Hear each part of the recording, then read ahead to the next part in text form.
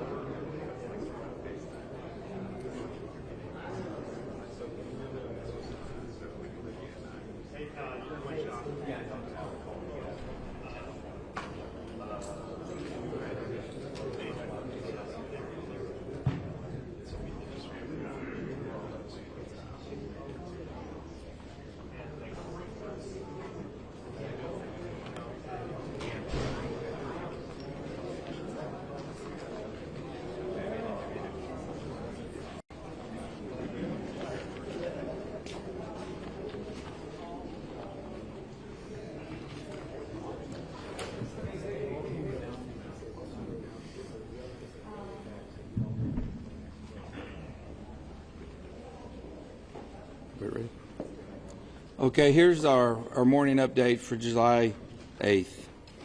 Search efforts continue throughout Kirk County.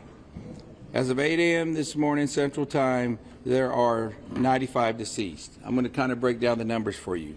On adults, there's 59, unidentified 14.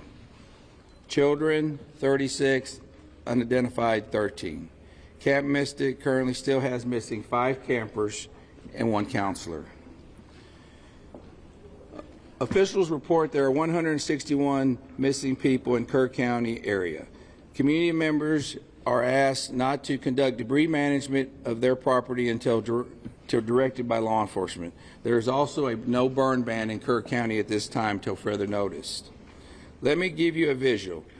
I know probably all of y'all have been in our community capturing the aftermath of this disaster. But with that said, also take note that Kerr County is 1,100 square miles of beautiful but complex hill country. There are rural areas that may experience extended response times, areas where cell service is spotty, where the area is single-lane bridges and low water crossings. Sometimes evacuations is not the safest. Sometimes it's better to shelter in place. The hill country is not a one-size-fits-all place. First responders from emergency services throughout Kerr County promptly responded to the recent emergency as the situation unfolded. As with other significant events that are emergencies services encounter, this incident will be reviewed. You have my word.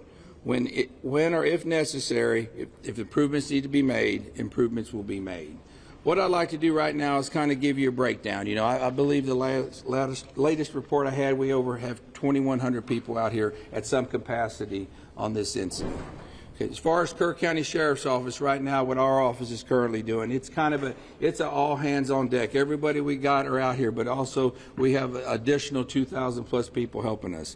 But as far as our patrol division, you know, right now they're involved in answering calls. Y'all have to remember, we still got day-to-day calls we have to handle. But they're also involved in different kinds of rescue and recovery efforts. My CID division, Criminal Investigation Division, is assisting with operations at the funeral home process. My SOD division, Special Operations Division, is searching through heavy debris with heavy equipment. They're distributing assets for the Texas Game Wardens. They are also involved in recovery operations.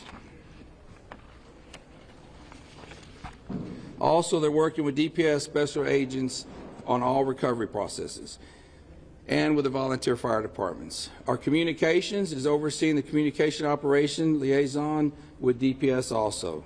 Our emergency management, Thomas, is in the EOC Center. Also with my chief, they're both in the EOC Center. At this time, I brought a couple of the guys. I was going to let Captain Jason Waldrop say a few words. Jason has been in the field, hands on deck this whole time. I hadn't been able to get out of here a lot. There's a lot to manage here. He's actually witnessed several things. He's kind of going to give you a few ideas and updates on what's going on in the field, where he's been and what he's been seeing. And then we'll turn over to Sergeant Jack Lamb. Captain Jason Waldrop. Nope. Go ahead. So the sheriff just wanted me to kind of give you all an update on some of the things that we as the sheriff department can do. One particular thing that we have done in order to help assist in locating the missing is we have coordinated a team with a local construction company, the Texas Department of Public Safety, some fire departments from within Kerr County, a fire department from Acuña, Mexico, and we are looking and searching the deeply impacted flood debris along the river. So these areas are where a lot of this debris is bottlenecked, so it's a lot of large trees, it's a lot of the vehicles, it's a lot of home structures have built up in these areas. So we are using very heavy equipment, excavators, skid loaders, to remove this material and do a deep impact search of where this is. So what we ask is, for those who are out there working, the local residents, the families of the missing, even some of the search teams, if you see these very large excavators working, please avoid these areas. We are trying to control these work sites. We have spotters on the ground, so as this material is being removed, we are looking for anything of a sign of a person that may be within this material. These operators have very limited vision with these large excavators, so please avoid these areas that they're working. We're still spotting areas up and down the river where we can take apart these materials and hopefully locate some more of the missing. So that's one main thing that we've been doing along the river to help this process. Thank you, Captain. Morning. Jonathan Lamb, Kerrville Police Department. We want to remind folks that if you've reported a loved one missing and they've returned home safely or been found safely, it's vitally important that you let us know that that person is no longer among the missing. We need to keep an accurate count, as accurate as possible. So if you've reported somebody missing and they've been recovered safely, please let us know. Go to the website kerrvillemissing.dps.texas.gov or call 830-258-1111. And once again, kerrvillemissing.dps.texas.gov, 830-258-1111. We are actively working to ensure that we have an accurate count so that we know who to look for. And now I want to talk to the people here in this community, inside the city limits of Kerrville, people in Kerr County. A few things. We know that folks are beginning to clean up, and we have large debris piles. And we ask them not to use heavy equipment to take down those debris piles until they've been checked by a search party, because it's possible there are victims in that debris pile, and we don't want to disturb that.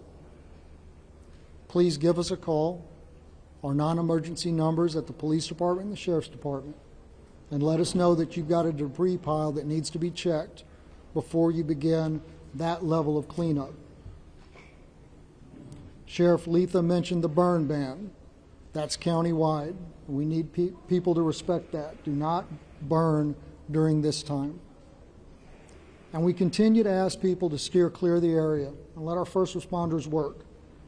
Again, this operation is ongoing and continuous. Our first responders are trying to get to places to do their jobs. And people come in here from outside the community and people within the community who want to go sightsee and look at the river and see the flood damage. It's making our job very hard. We ask folks to give us room to work. I want to talk a little bit about the events that happened on the morning of July 4th, what the Kerrville Police Department and other first responders were doing in those early morning hours. And I want to start outside of Kerrville, out in Hunt. Now, for those of you who went out there yesterday with the governor, y'all know that Highway 39 crisscrosses the Guadalupe again and again and again.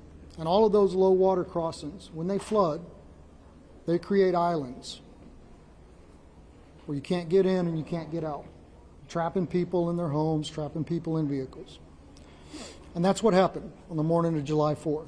One of our patrol sergeants lives out there in Hunt, and he got up, he got ready to go to work, and he realized when he hit the intersection of FM 1340 and Highway 39 that he was trapped on an island that was Hunt, Texas. And he saw people, dozens of people, trapped on roofs. He saw people trapped in swift moving water. He gave them encouragement over his public address system in his vehicle.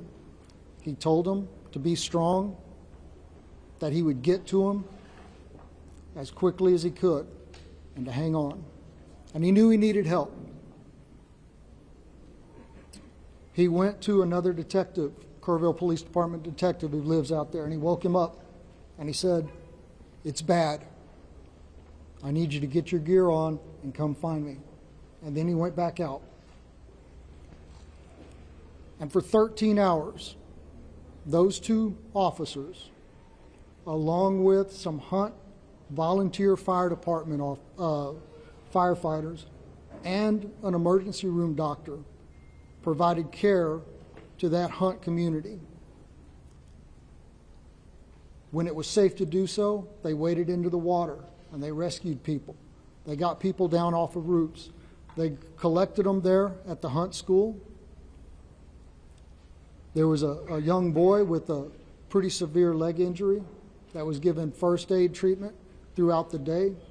Other people came. Many of them were injured. They provided first aid.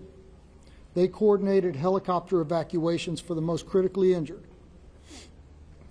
communicated the situation back to our emergency dispatch center at the Kerrville Police Department. When the waters began to recede, they knew that vehicles would be making way. So they went back and forth clearing out debris to clear a path for those vehicles. They saw back and forth making recoveries upriver, evacuating those summer camps. And they were by themselves on that island that was Hunt, Texas, doing what they do, serving, protecting, and helping, until about 5 o'clock in the afternoon, when other emergency workers and high-profile vehicles were able to get out there. And here in town, in the early morning hours, it's still dark, our officers realized that areas of town that traditionally don't flood were going to flood, and that low-lying areas close to the river were in danger.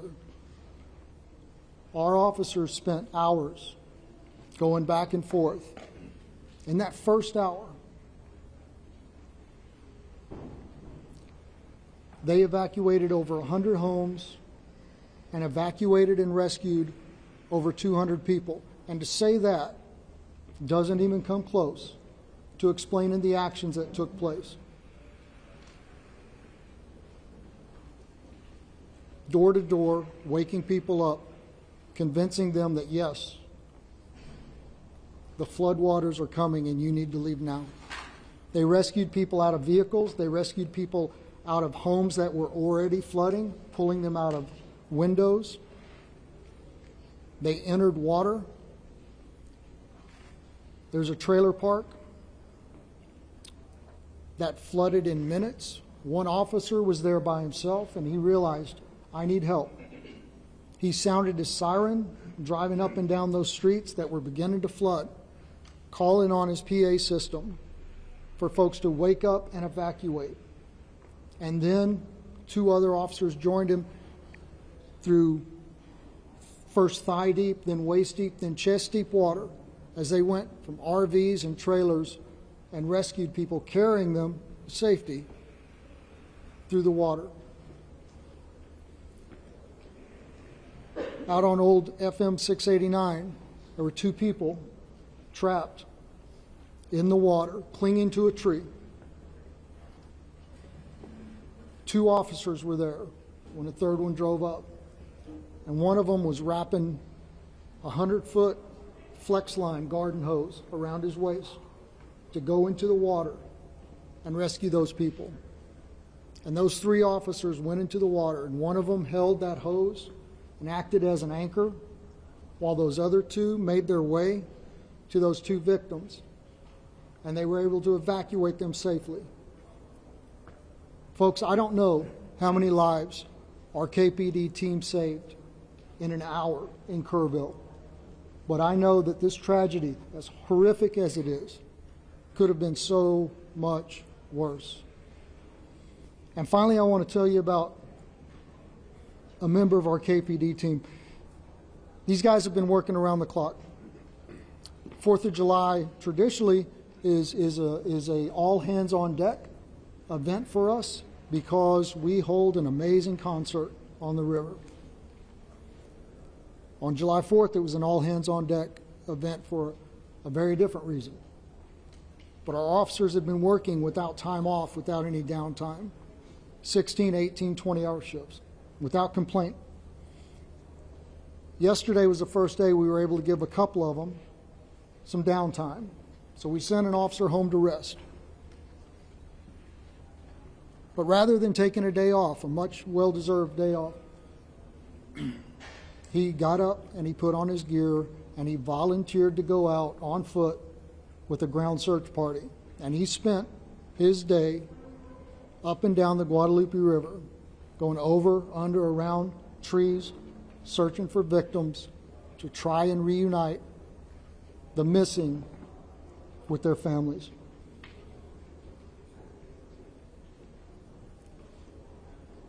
I think that is Texans helping Texans in the greatest sense of the word. That's what community is. And that's what's important right now.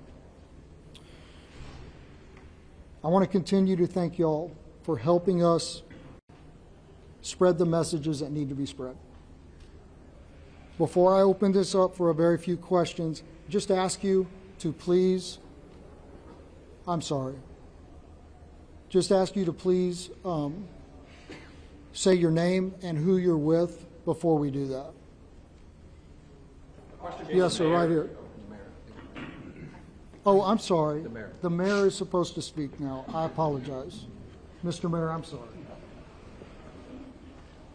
Good morning, everyone. As Jonathan Lamb has said, this is also a story of heroes. Kevin Walter, thank you for all you've done. Every first responder, thank you for all you have done. The recent numbers reported break my heart.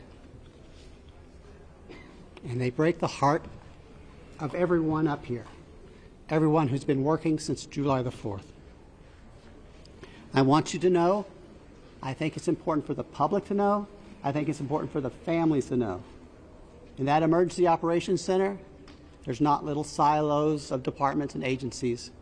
They're working as one team with one goal: to find the missing and bring them home.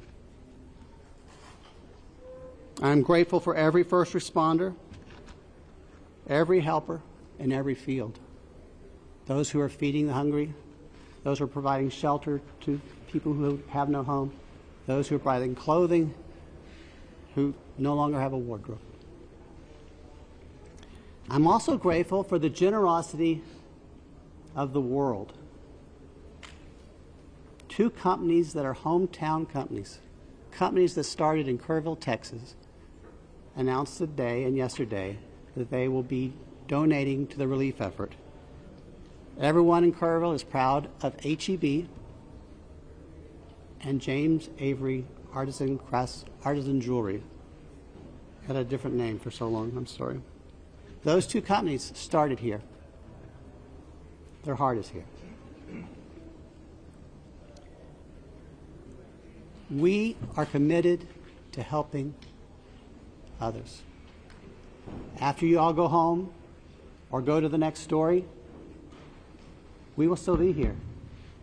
We live here.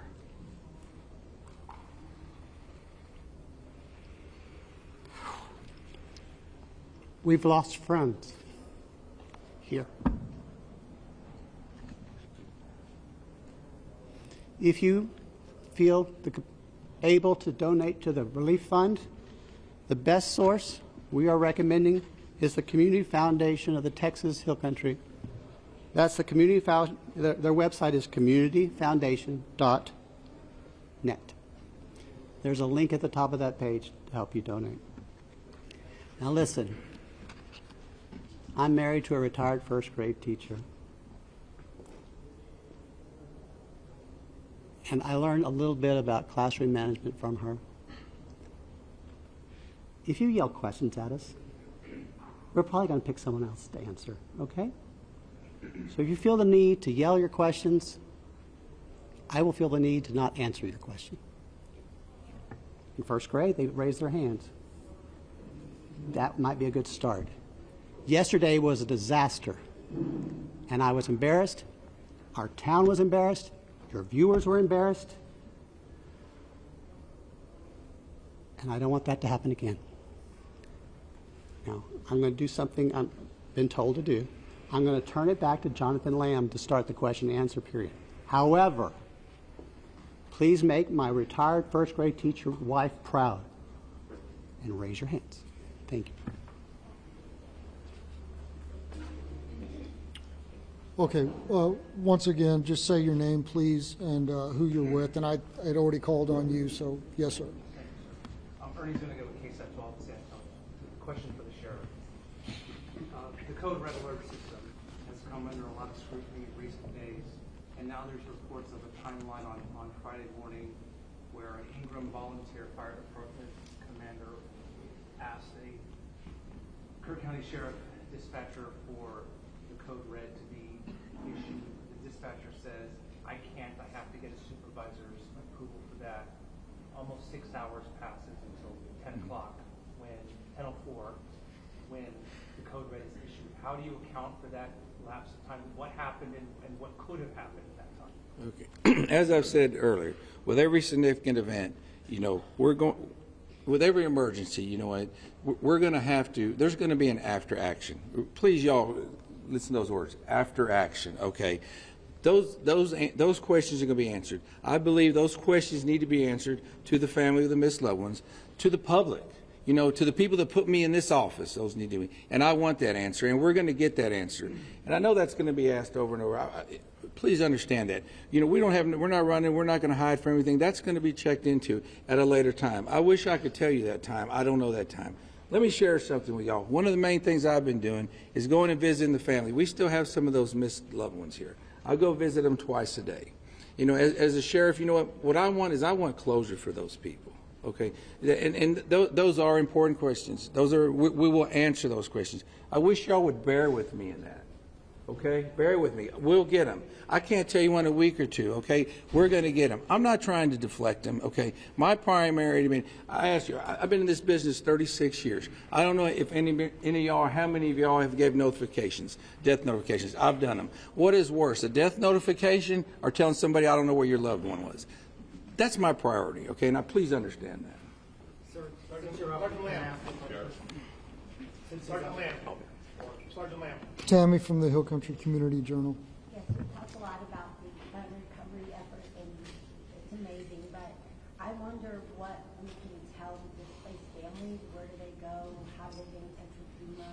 I think there's a lot of that, and we haven't had a chance to discuss it. Right, so unfortunately I don't have the FEMA number. I know there is a FEMA hotline specifically for this, and I don't have it at my fingertips, and I apologize for that. We are pushing out the recovery information through our social media posts. The First United Methodist Church, 321 Thompson Drive, is still the shelter operation for displaced persons through this disaster. They are fully equipped and still accepting folks. Sergeant Lamb. Yes, sir. Louis Amersdorf from the Kirk County League. Yeah. Sergeant Lamb, yesterday the governor's office said there was 161 missing. Is that a Kirk County number, or is that a roll-up number? Where are we at with the number of missing? It's my understanding that the number that the governor referred to was a Kerr County number. And again, I have no reason to doubt that number, and it was compiled from the best available information. But we are asking folks to make sure that the numbers that we have are accurate. So if somebody has been reported missing and they have now been accounted for, please let us know that so we can revise those numbers and make sure that they continue to be accurate. Yes, ma'am. Thank you. Thank you, Juanita, with Telemundo NBC. Yesterday, Governor Adams said that 2 days prior to the disaster, he had provided resources, and they were here on ground. I know this is a question for you or for the mayor, but he said you guys were prepared, that you had those essentials. What happened? Did you guys have those resources? Yeah, listen, I'm going to just say what has already been said.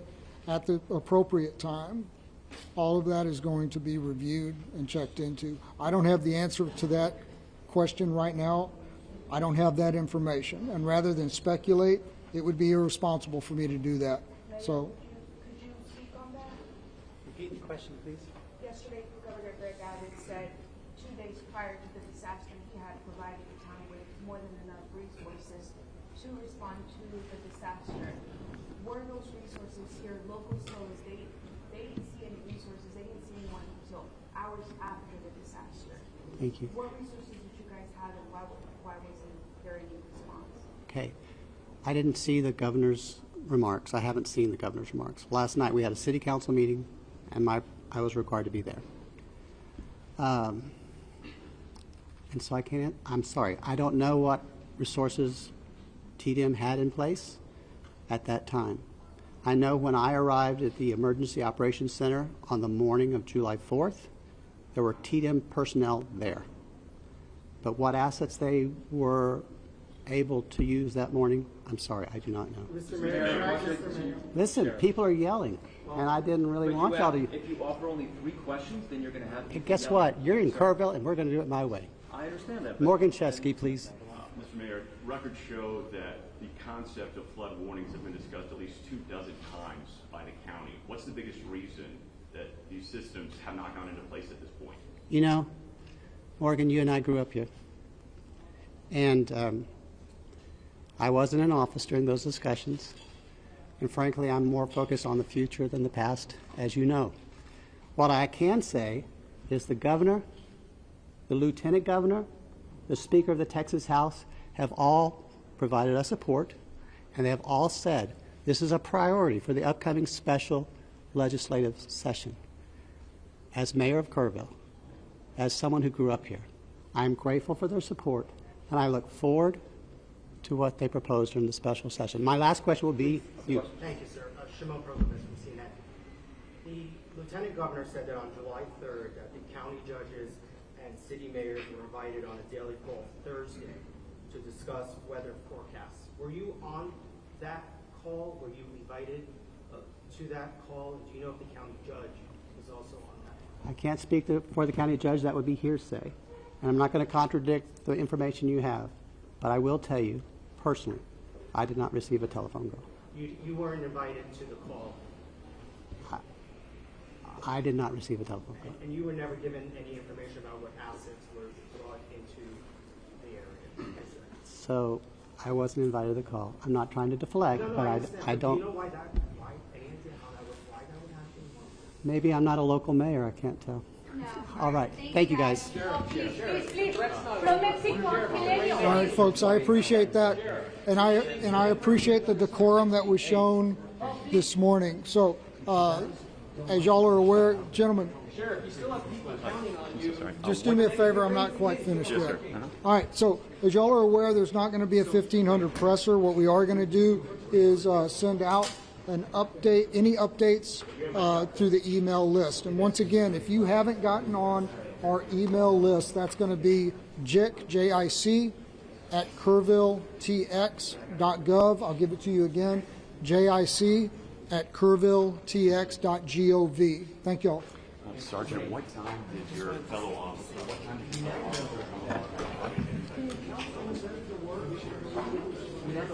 you